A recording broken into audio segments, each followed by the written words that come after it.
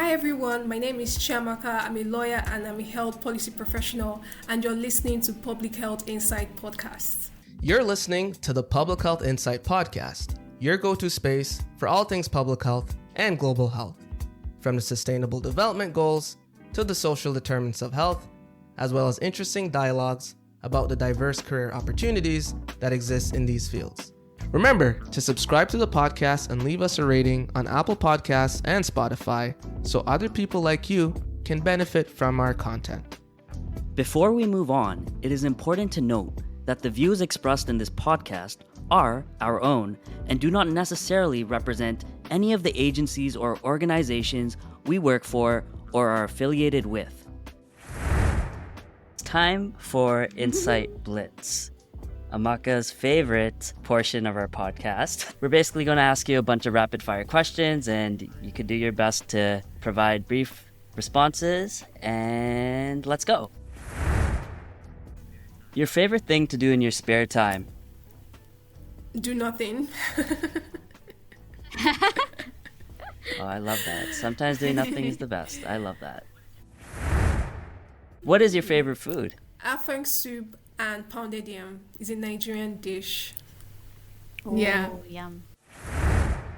The worst piece of advice or best piece of advice you've ever gotten? That would be write your plans with a pencil. Sometimes when you fall under the category of people who have an insight into where they want to be, let's say in the next 20, 25 years, whatever, 5 years as the case may be, you might have a tendency to map out the way you want your life to play out. But it's very important that you use a pencil, because a pencil can be erased in a manner that you do not limit yourself or constrain yourself when opportunities meet you, because it's not exactly how you thought it was going to come. It's not in the package you envisaged it. So by writing your plans with a pencil, you're giving room for life to happen and be able to navigate as life throws you whatever things it does. So that's one of the best advice I've gotten, actually. Wow, and that's beautiful. I really like that. I think that's the best piece of advice I've ever gotten too. This is why we're here. Yeah, You're that's welcome. awesome. So, something that keeps you inspired professionally. I'll make this broad. It's the people that have gone ahead of me, right? When I see people who have gone ahead of me, despite the limitations, their environment, their background, and they're able to make something out of their life, and more importantly, who they are doing it for, that kind of keeps me going, keeps me pushing. If they can do it, I can do it also. Your favorite way to stay up to date with global health news? Okay, that's a good one. So I have a platform on LinkedIn called the Global Health Law and Policy Dialogue Room. And that room it's a platform where we kind of dissect global health topics from a legal, policy, and public health perspective. It used to be weekly, but with time it might probably move to bi-weekly. So because I host that conversation, I'm forced to know what's going on. So I have to always know what's going on. But I think on that good way, I find out what's going on. For some reason, it's Twitter. It just pops up on my feed, maybe because of the people I'm following. So I usually know what's going on, what events, what hot topics, what new policy documents has come out, and all of that. So it's just Twitter is an interesting space to be, provided you're following people who are equally in the global health space too. Yeah. And I know we've had conversations so far about, what is global health and what is global health expertise, and there's a lot of nuances with it. Yeah. But in your opinion, what is the most important trait of a global health professional? That's a very good question. I would say passion for human life, right? You just have to be passionate about people being able to optimize their life, not just living in a way that is optimal, that allows them to fulfill their potentials, right?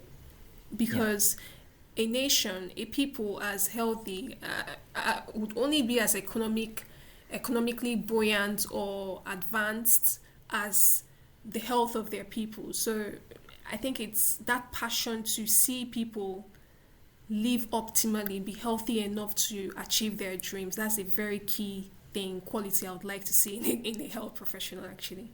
So that brings us to the end of the Insight Blitz segment.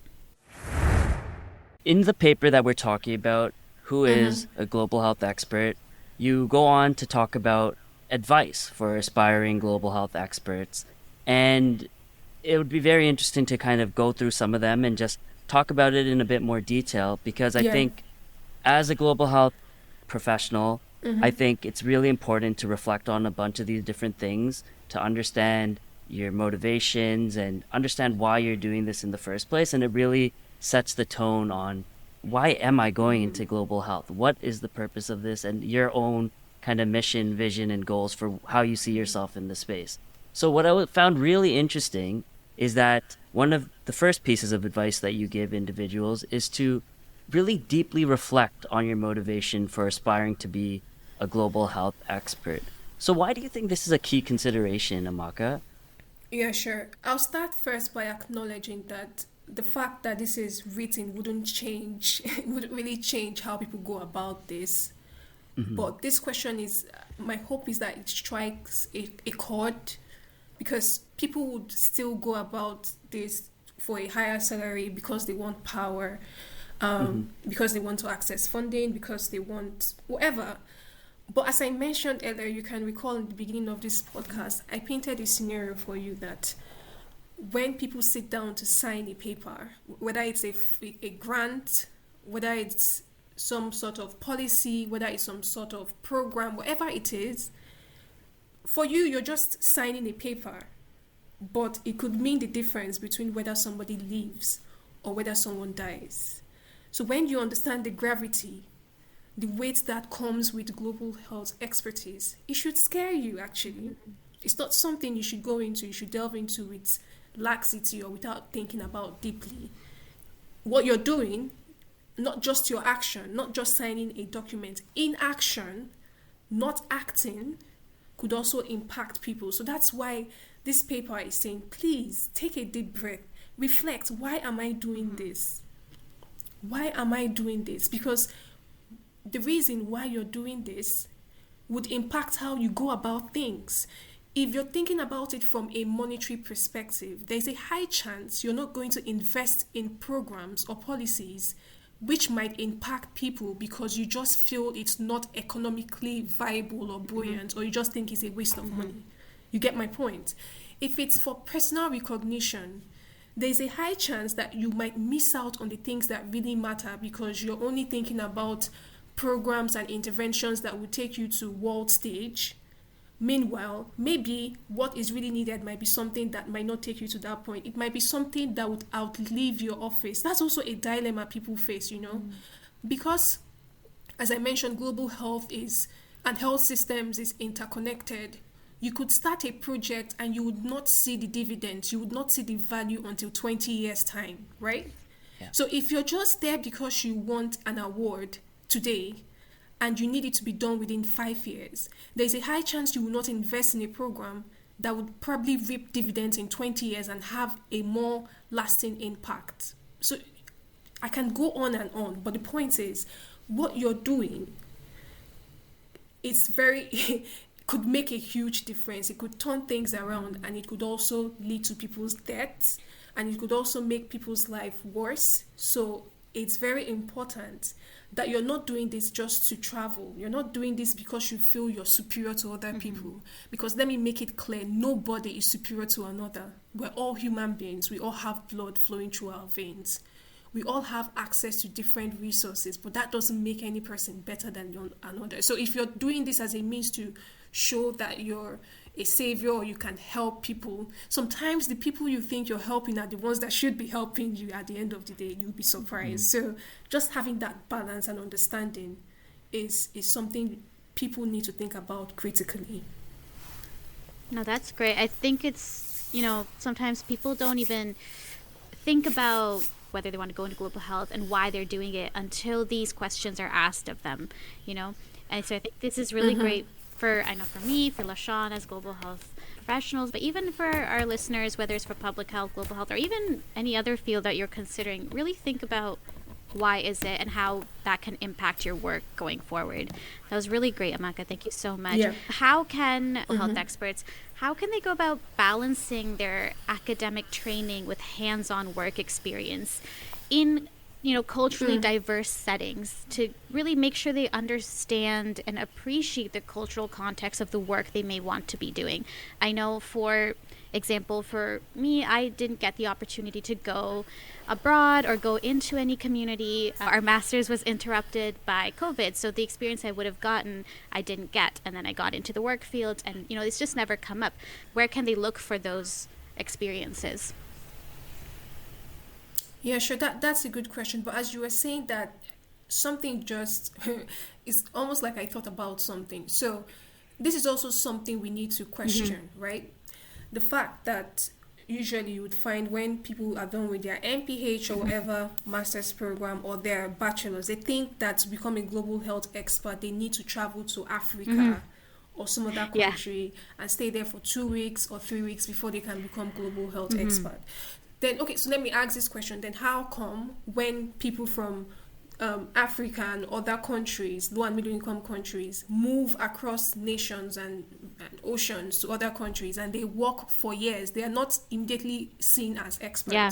That's a question people should ask themselves. Very good point. That's a very good question for people to ask themselves. So in this instance, when we say culturally diverse settings, given that's how people are already thinking, oh, after my master's I should go to Tanzania and work for 2 weeks and then I'm a global health expert. If that's what you think you're doing, make sure that you're not going there with the, oh, I have a solution and I'm going to go and solve their problems, without actually understanding what the context is, what their culture is, who these people are, what matters to them. Because what we find is, because people from certain countries have access to more resources, they would have already framed a program and intervention, and they're trying to shove it down people's throats. And eventually, they spend whatever, millions of dollars or less, and then they report back, oh, those people, they're pathetic, it can never work, nobody can ever help them. But that's not true. It's a case of you already pre-designed a solution to a non-existent problem, and they just simply went along with you, and then you wasted your time and wasted theirs. So the point we're making here is that hands-on work experience you're getting, you need to get to the point where you actually understand what the challenge is from the lens of the people you're working for. Know what makes them, know what's important to them, understand the extenuating factors and circumstances that eventually brought them to that point, and co-design with them.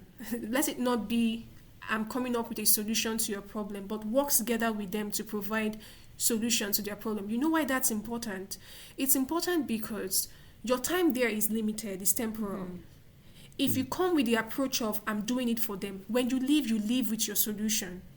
But if you come with the approach of, I'm working with them, then when you leave, you sustain your intervention because they take ownership of whatever that initiative is. It is theirs with your support.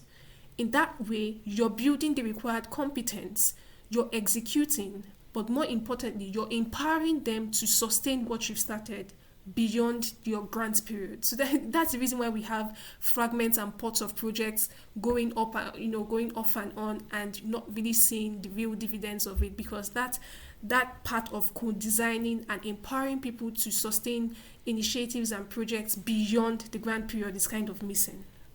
I hope that's helpful in answering your question. Yeah, and also related to that, talking about these different opportunities and meaningful contributions. As a young professional, why is it actually important to have that sense of cultivating, of being a lifelong learner and staying open to new ideas and perspectives? How, as a young professional, can we actively cultivate that mindset, and especially in a landscape such as global health that's always changing? How do we cultivate that mindset of continuous learning and lifelong learning? Well, I think that should be a default. If it's a way to think about it, given that global health is a constantly evolving field, right? Some years ago, if someone mentioned stuff like digital health, telehealth, artificial intelligence, people would probably roll their eyes, right? but that's what everybody's talking about. But some years back, that wasn't it. I think it was referred to as M-health. It was more like mobile health, where people would use telephones to design interventions. Well, that was like 10 years ago. Now we're in a different phase. So if you don't have that openness to learning and picking up things as it comes and be adaptable, you would probably miss out. So that is something that it is a trait that people should consciously cultivate and maintain, given the field they are in, because global health is constantly evolving. Diseases are constantly evolving. If someone told, I don't know, people last 5 years, guess what, you would be in your house for probably 2 years as a result of a pandemic, they'll tell you, stop joking, that's not going to happen. Is this a movie or something? But it happened. So that ability to pick up, be adaptable, learn, see people's different viewpoints. I think I want to emphasize different viewpoints a bit, because different countries, different dynamics, different cultures, different ways they see life. So the way you would tackle malaria in country X might not be the way you should tackle it in country Y. But if you make that mistake of saying, and I know I've used Africa a couple of times, a continent, people think it's a country. So if you say, oh, I'm going to use a uniform approach to tackle malaria across Africa, you're in for a shock, because just Nigeria alone is so culturally diverse that the way you approach malaria in the southern part of Nigeria would be different from the way you would approach malaria in another part of Nigeria. And I think I'll use this example because it was something one of my previous professors said that was really funny. So he was talking about family planning. So basically there was a campaign, and the campaign theme was zip up or something like that, zip up, right? And they were doing that campaign in the northern part of Nigeria for family planning, and they were wondering why they didn't see any, significant success or change. Okay, what if I told you that in the northern part of Nigeria, their trousers do not have zips? It uses ropes. Something as small as that, something as small as that. So if you went there thinking, oh, I know it, or it should be a zip, based on maybe where you're coming from and people's trousers have zips, you spend $1 billion on a campaign that has no effect. When if you had just taken a step back to study where you are, be open to the people, see how they view the conversation or the topic, you would have just realized that their trousers actually have ropes, not zips. So that's just a good example to show why it's really important to be a learner, open to ideas, see people's viewpoints on a topic. That really, really helps. It will help to curb unnecessary wastage, resources being pumped into things that could have been done differently. I hope that answers your question. Yeah, absolutely. And I also think just emphasizing the lifelong learning. It's not, you may, for example, go to a certain community 1 year and be like, okay, now I understand it, and then go back 5 years later. You can't come back with that same knowledge, because the world is always moving. And so even if you're an expert and maybe you're conversing with a certain community, certain culture constantly, even within my own, like as an Indian, I still constantly learn about what is the Indian community like. There's constantly changes for like back home. I can't go in with the assumption that 5 years ago my parents said that it was like this when they grew up. It's not the same anymore. It's different than it was the last time I visited India. It's going to be different now, and you have to constantly be open to learning. It's never going to be the same every time.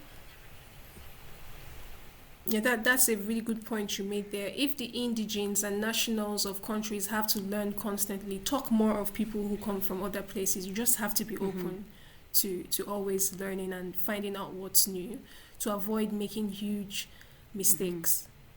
Looking at role models and mentorship. So coming from a global health program, a lot of the times we're thinking as students, it's optimal to get an individual who's an older individual, a high research position, won a lot of awards, has a lot of research grants, has a lot of publications, a director, and seeking mentorship and role models from those individuals. But why might this be an outdated way of thinking? Why do you think it's important to rethink that and instead focus on those who possess qualities and approaches that resonate with our own aspirations in global health? Well, having a that broad approach is limiting in the sense that, for instance, if I'm trying to be mentored by, let's say, the director of an intergovernmental organization, there's a high chance, there's a low chance that I'm going to have access to them, as well as professors and really top people who are busy, most of the times. It's possible that I could have access to them, but there's a slim chance. And then secondly, how much are we aligned? It's possible that this person might be your hero from afar, but when you come closer, that person might have different values and different approaches and different ways they see life. So in picking a mentor, it's very important that as much as you're being open, you're not being too picky, because people don't actually have time.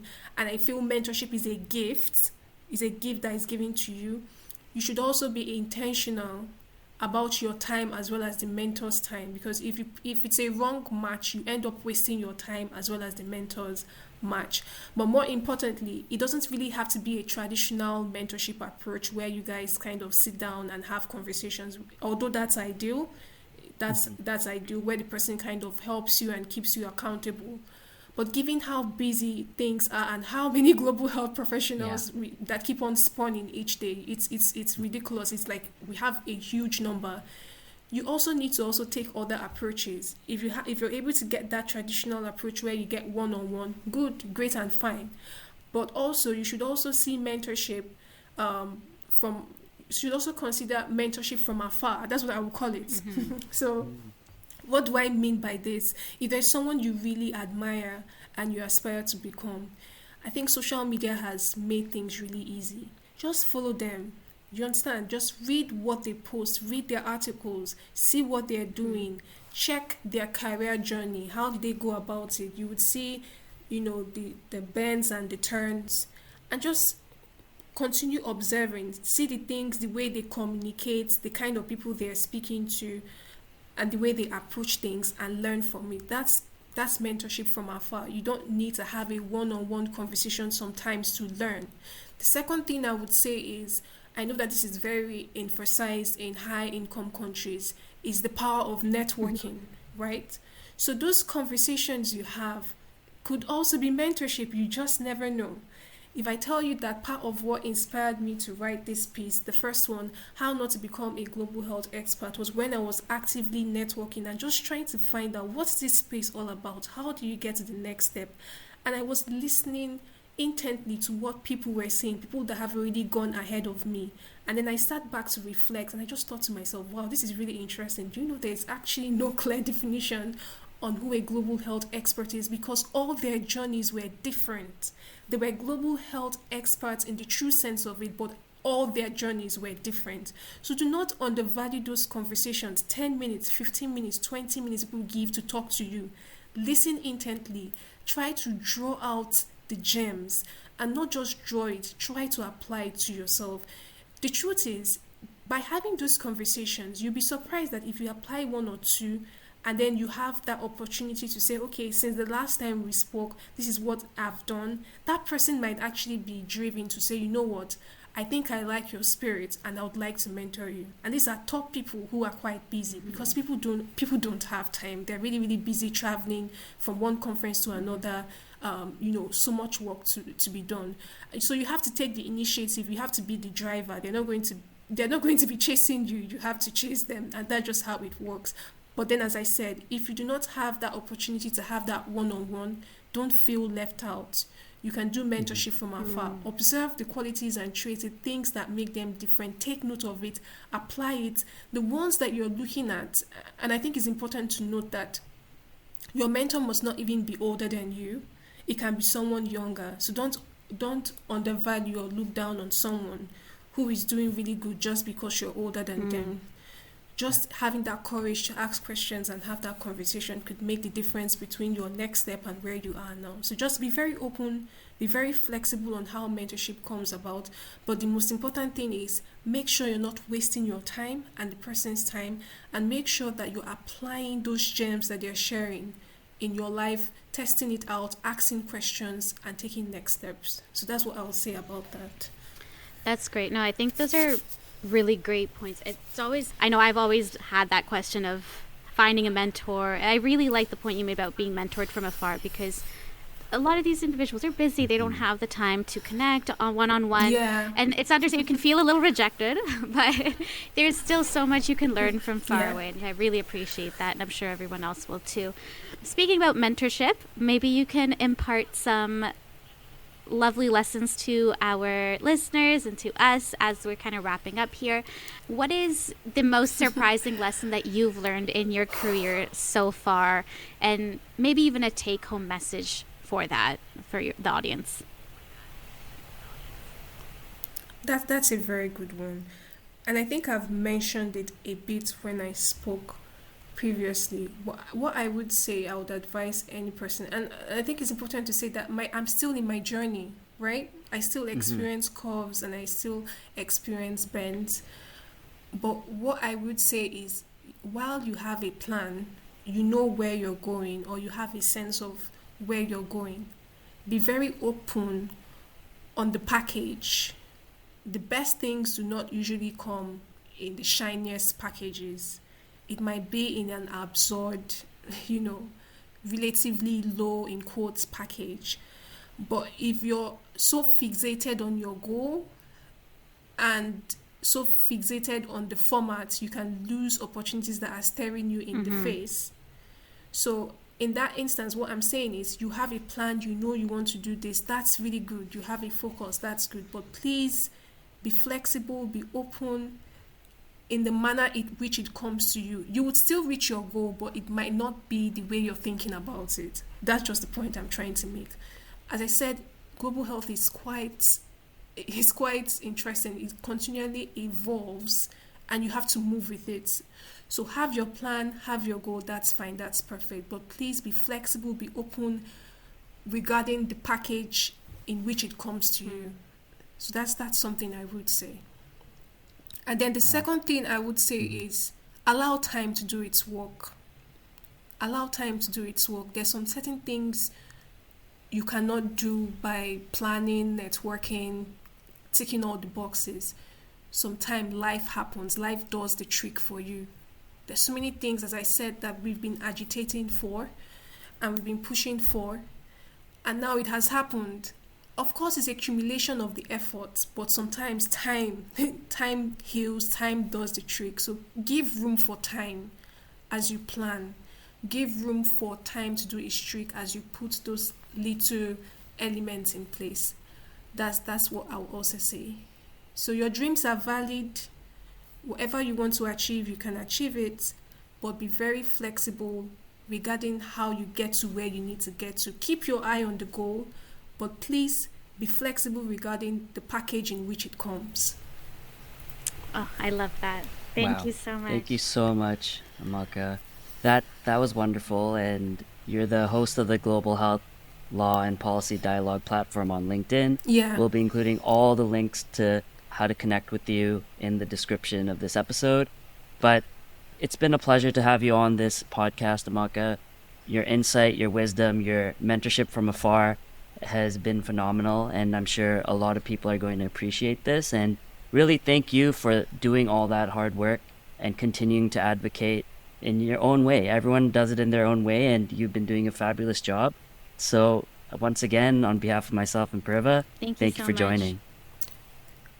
Thank you so much for the opportunity. I had such a great time sharing, and I and I do hope people just realize that they are carrying lights, and we can, as we all shine our lights in our little corners, it kind of illuminates and creates a greater light. The same way they say little drops of water make a mighty ocean. So while global health looks like it's really complex and we have so many problems that it could become overwhelming, just focus on your corner, focus on shining your light. And then somehow, as we all shine our light, it kind of illuminates and addresses those issues. So thank you so much. Really enjoyed it. Thank you for listening to the Public Health Insight Podcast, your go-to space for informative conversations, inspiring community action. If you enjoy our podcast, be sure to subscribe and leave us a rating on Apple Podcasts or Spotify. See you in the next one.